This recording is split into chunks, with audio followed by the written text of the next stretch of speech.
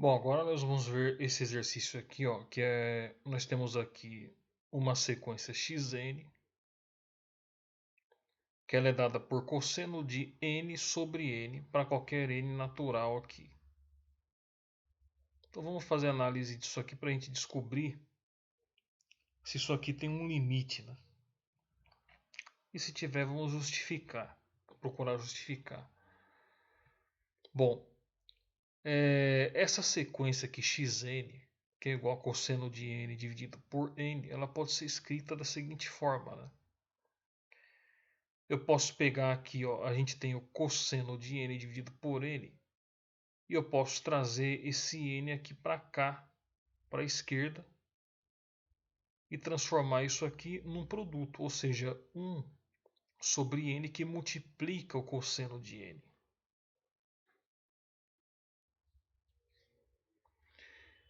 Então eu vou chamar essa primeira parte aqui do produto aqui de 1 sobre n de a, e essa segunda parte aqui do produto, que é o cosseno de n, eu vou chamar de b.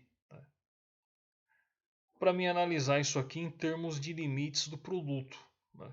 Por isso que a gente fez isso. Bom, aqui no caso de A, que é 1 sobre N, a gente vai ter que o limite de 1 sobre N, quando N tende ao infinito, a gente já sabe que é zero. Porque quando eu tenho o número 1 aqui e eu divido ele por um número infinitamente grande, ele vai ficar tão pequenininho, essa divisão, que ela vai tender a zero, né? Bom, no caso aqui de B, né, a gente vai ter que essa sequência, né, que a gente chama ela de yn,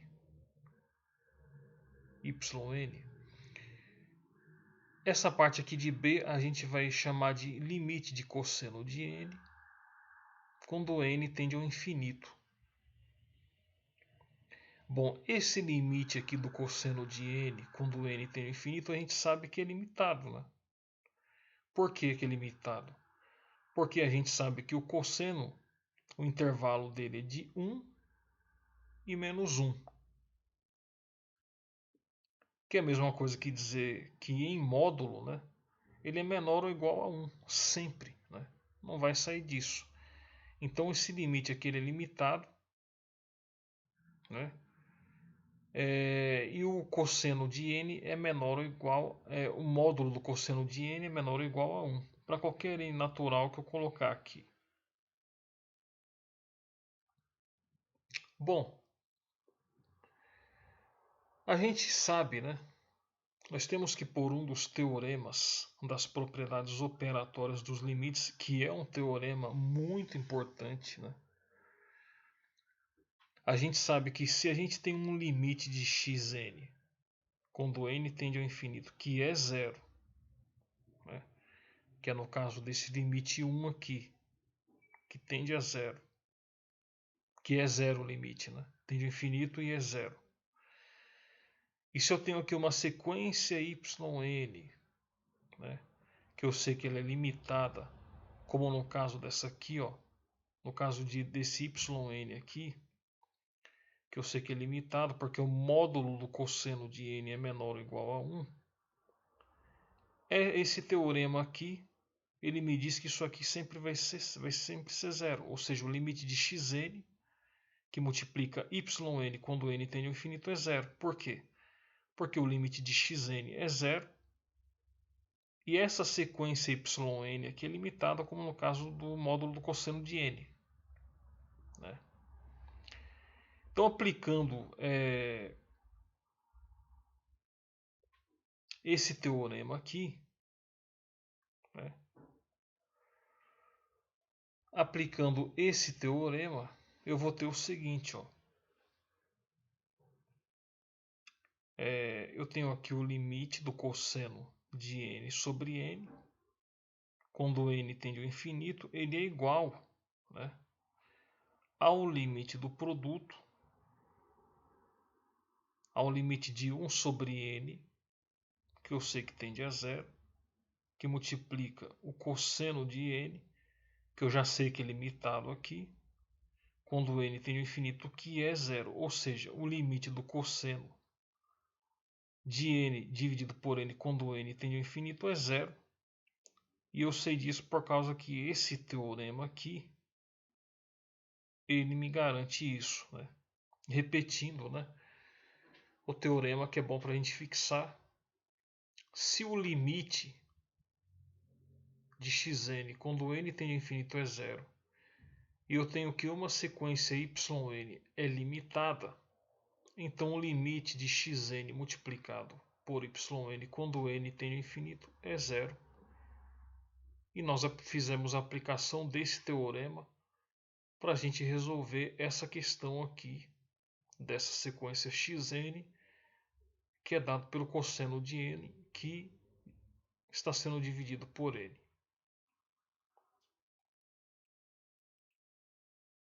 Pois bem, agora vamos tentar resolver essa sequência xn, que ela é dada por 1, 2, 1, 4, 1, 6. Bom, vamos analisar essa sequência aqui, ó. Analisando essa sequência, né, 1, 2, 1, 4, 1, 6, a gente consegue observar que nós temos aqui dentro dessa única sequência duas subsequências. Eu tenho aqui uma sequência xn que é 1, 1, 1, 1, que está aqui, ó, 1, 1, 1, 1, e assim vai até o infinito, onde se n tende ao infinito, e o limite aqui no caso é 1. E eu tenho dentro dessa sequência aqui uma outra subsequência que é 2, 4, 6. 2, 4, 6. Quando n tende ao infinito e vai para os infinitos positivos, né? Então, essa sequência 2 aqui, ela é dada por xn, que é igual a 1. Xn, que é igual a 1. Para qualquer número natural que eu colocar aqui, né? Por exemplo, aqui x1 é 1, x2 é 1, x3 é 1, x4 é 1. Então o limite dessa sequência aqui vai ser escrito dessa forma. O limite de 1, quando n tende ao infinito, é igual a 1. Já no caso aqui da sequência 3, né, a gente observa que nós temos o x1, 2, o x2, 4, o x3, 6. Né? E essa lei de formação dessa sequência vai ser dada por 2 vezes n. Porque 2 vezes 1, 2. 2 vezes 2, 4. 2 vezes 3, 6. Né? Para qualquer natural que eu tiver aqui. Então, o limite dessa sequência aqui, de 3 aqui, vai ser o limite de 2 vezes n, que quando n tende ao infinito, o limite aqui são os infinitos positivos. Né? Bom, como em 1, como a gente sabe que lá em 1, né,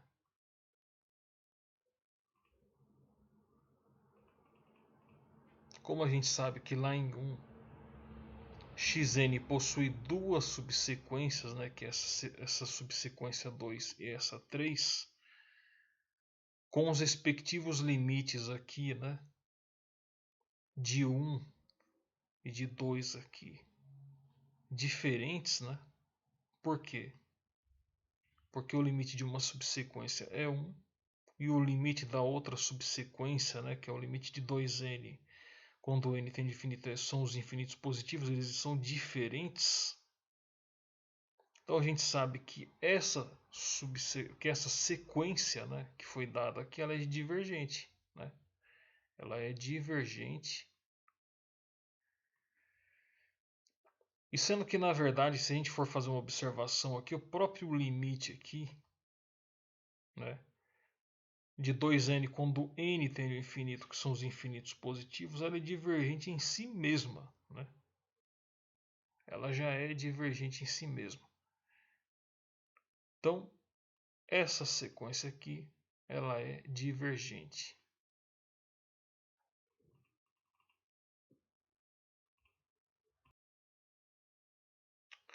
Bom, agora vamos resolver aqui esse exercício, né? Onde eu tenho essa soma aqui, né?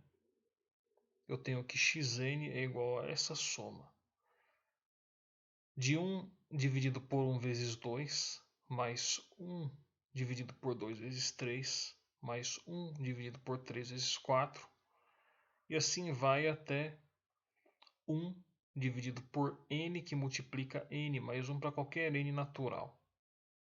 Bom, vou analisar isso aqui para a gente ver a quais conclusões que nós podemos chegar. A gente analisando aqui essa soma aqui, o que a gente pode observar? Por exemplo, para n igual a 1,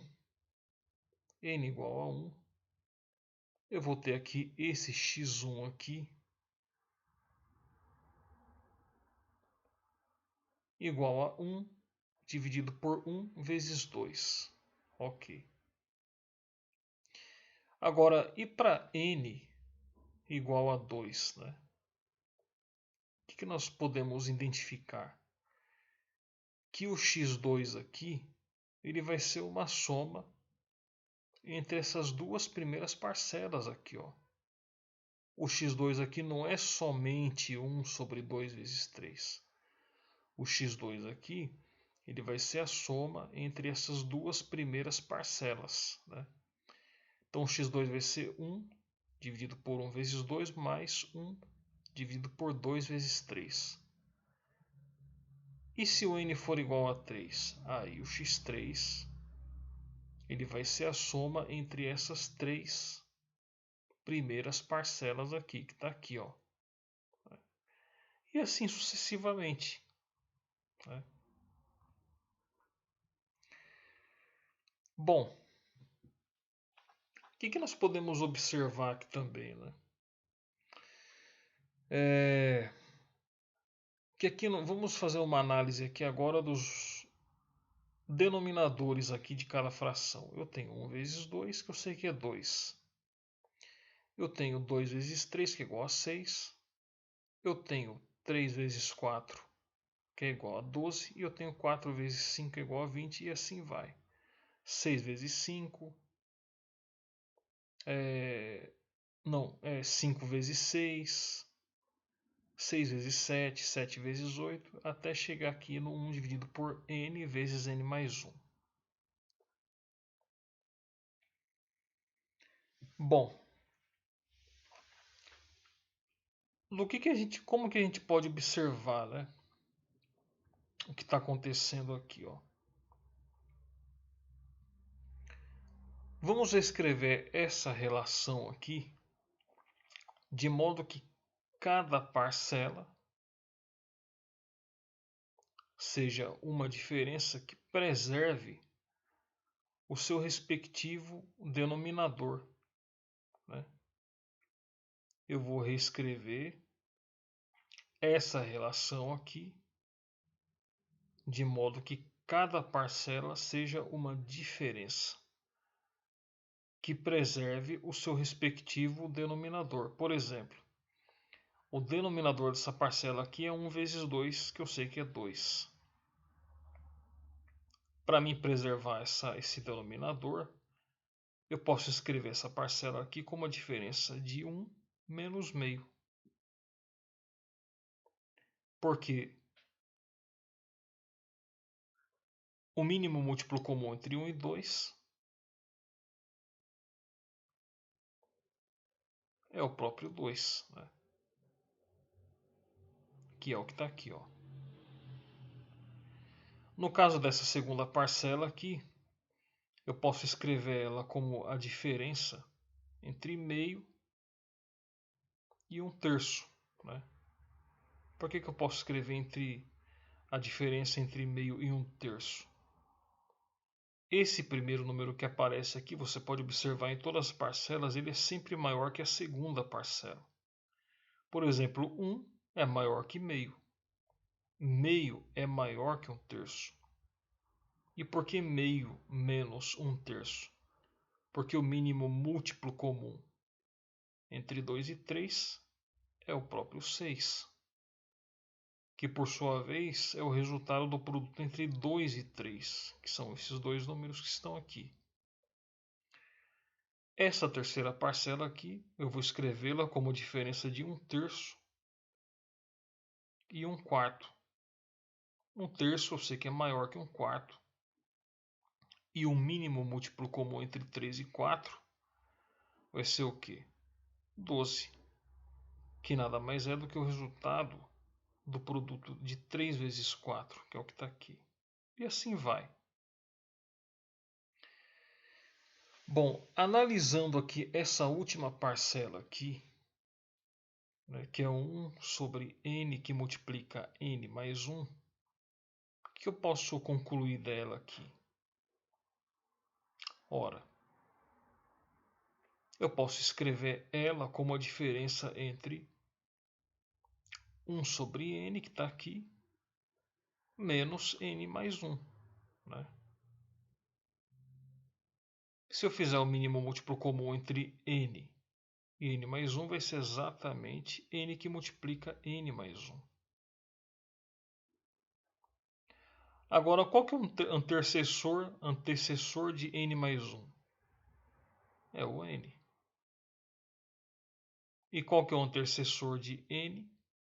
N menos 1. Então, essa parcela anterior a essa parcela aqui é fácil de a gente conceber. Ó. Antecessor de n mais 1, n. E antecessor de n, n menos 1. Bom, o que a gente pode observar de tudo isso que a gente obteve aqui? Né? A gente pode observar que menos meio mais meio, se a gente tirar aqui e remover todos esses parênteses aqui, a gente vai poder observar que a gente vai poder cancelar todas essas parcelas aqui, ó, né? Por exemplo, ó, menos meio cancelo com meio, menos 1/3 cancelo com 1/3, menos 1/4 cancelo com 1/4, menos 1 sobre n eu cancelo com 1 sobre n, de modo que eu vou cancelar todas essas parcelas que estão entre 1 e menos 1 sobre n mais 1. Vai sobrar só essas aqui, essas duas parcelas aqui, dos extremos que eu vou escrever aqui. Ó, xn vai ser igual a 1 sobre 1 menos 1 dividido por n mais 1. Então, eu vou ter, através desse xn aqui, que o nosso limite ele vai ser o limite da diferença. Ó. Eu vou ter, então, através do limite de xn, que é esse aqui, o limite da diferença de 1 menos 1 sobre n mais 1. A gente sabe pela propriedade dos limites que o limite da diferença ele é igual à diferença dos limites. Então esse 1 aqui vai me dar o limite de 1 quando n tende ao infinito, que eu vou chamar isso aqui de a. E eu vou ter aqui também o limite de 1 sobre n mais 1 quando n tende ao infinito. No caso aqui isso aqui é o b. No caso aqui de a gente sabe que o limite de uma constante é a própria constante. Então o limite de 1 quando n tende ao infinito é 1. E no caso aqui de b, a gente sabe que o limite de 1 sobre n mais 1 quando n tende ao infinito vai ser 0. Né? Porque vai chegar uma hora que esse limite aqui, esse quociente aqui, ele vai estar tão pequenininho que ele vai se aproximar de 0. À medida que esse denominador aqui for aumentando. Imagina que esse denominador aqui, no valor de 1 trilhão. 1 dividido por 1 trilhão vai ser um número bem pequenininho que vai se aproximar de 0. Então, calculando esse limite aqui, eu vou ter que 1 menos 0, que está aqui, é igual a 1, que é o limite dessa soma aqui de xn que a gente está procurando.